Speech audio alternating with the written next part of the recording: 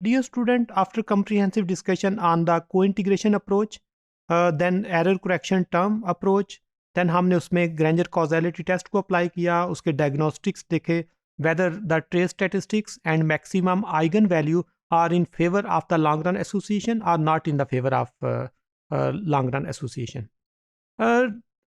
As per like unit root analysis, हमने ये decision rule उसमें डिस्कस किया था. If all the variables are integrated of order 1, then हम मूव करेंगे टुवर्ड जोहानसन को इंटीग्रेशन.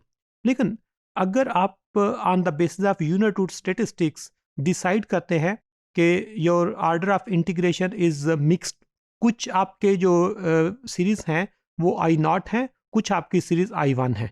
जब मिक्स ऑर्डर होगा तो फिर हम को इंटीग्रेशन जोहानसन की तरफ मूव नहीं करेंगे, फिर हम ARDL की तरफ मूव करेंगे. उसमें लैग स्ट्रक्चर को डिफाइन करना होता है कि ऑप्टिमम लैग डिपेंडेंट वेरिएबल के कितने आपने इंक्लूड करने हैं और इंडिपेंडेंट वेरिएबल के कितने ऑप्टिमम लैग इंक्लूड करने हैं. उसकी बेसिस पे हम डिसाइड करेंगे क्या ARDL की बेस पे को इंटीग्रेशन एग्जिस्ट करती है या को इंटीग्रेशन एग्जिस्ट नहीं करती, और उसके कुछ डायग्नोस्टिक स्टेटिस्टिक्स होंगे, उनको हम नेक्स्ट फेज में डिस्कस करते हैं. लेकिन पहले हम मूव करते हैं कि ई-व्यूज ARDL अप्रोच के लिए किस तरह हम हमारे लिए हेल्पफुल होगी. Dear student, you have e-views work file and we have discussed that if there is mixed order of integration, कुछ आपके सीरीज इंटीग्रेटेड ऑफ ऑर्डर 0 होंगी, कुछ इंटीग्रेटेड ऑफ ऑर्डर 1 होंगी, देन हम ARDL की तरफ मूव करेंगे. और ARDL में आपके डिपेंडेंट वेरिएबल के लैग भी इंक्लूड होंगे और इंडिपेंडेंट वेरिएबल के लैग भी इंक्लूड होंगे, और लैग सिलेक्शन क्राइटेरिया सेम रहेगा. After selection of the variable, right click, then open as a equation. You can apply it through OLS procedure. Your dependent variable is GFCF, your independent variable is GDP in billion, and you have a constant term. By clicking on the method, you have a variety of regression, and we are using over here ARDL, which is auto regressive distributed lag models. If we click on the ARDL approach, there is option of automatic selection.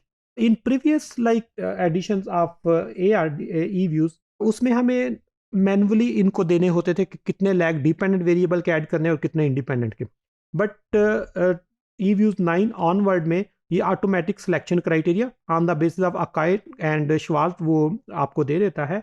हम automatic selection पे click करेंगे, then there is options, and option में हमारे पास आ रहा है model selection criteria कौन सा रखना है. एंड बाय डिफॉल्ट इसने अकाई की information criteria and even Schwarz criteria भी बेस्ट होता है. कोएफिशिएंट कोवेरिएंस मैट्रिक्स के लिए हम ऑर्डिनरी यूज कर सकते हैं. कोएफिशिएंट नेम हमारे पास गिवन है.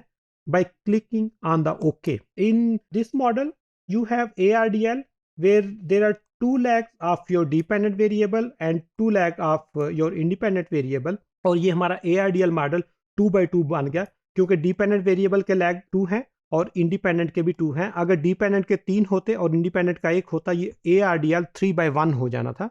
और अगर दोनों के 3 और 3 लैग होते तो हम ARDL 3/3 इसमें रन करनी थी. This is basically simple model of ARDL. लेकिन हमने कंफर्म करना है whether there is cointegration और there is no cointegration. हमने ये भी चेक करना है कि मॉडल स्टेबल है, error correction term with the passage of time converge हो रही है या डाइवर्ट हो रही है.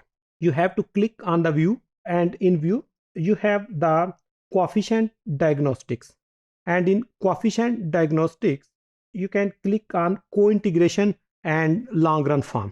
यहाँ पर ये हमें co-integration और long run form जो है वो दे देगा. by clicking on the co-integration you have co-integration form. the first portion is your short run association. ये short run के रिलेशन को बता रहा है कि short run में आपके डिफरेंट वेरिएबल में क्या एसोसिएशन होगी. को-इंटीग्रेटेड इक्वेशन ये ECM टर्म है, और ECM term is -0.36 which is significant क्योंकि t की absolute value is greater than 2 है. This is -4.47. इट मीन्स के ECM इज -0.36.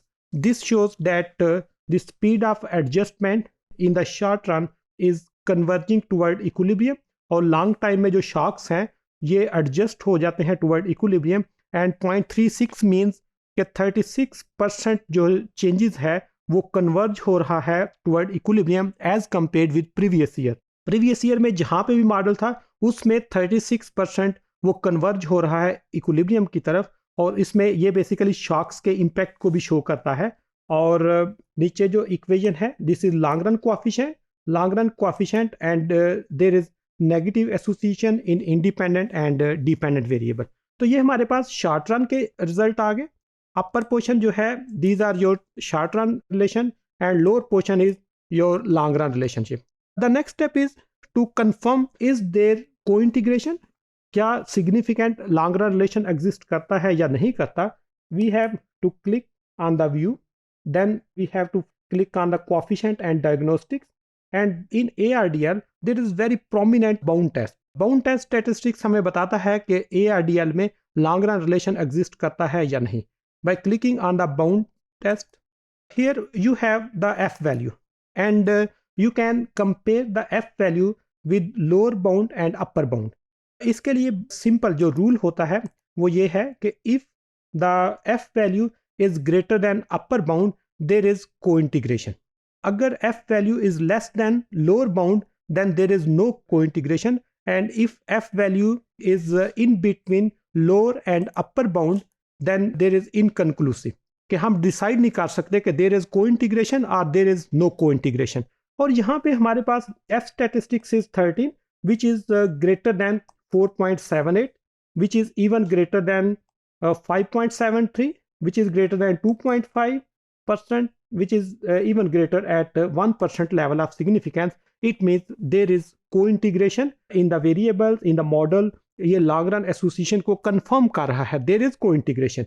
अब ये जो को-इंटीग्रेशन है ये अगेन बता दूं कि एफ वैल्यू को हम कंपेयर करेंगे with lower and upper bound. If the F value is greater than the upper bound then हम कहेंगे देयर इज को-इंटीग्रेशन।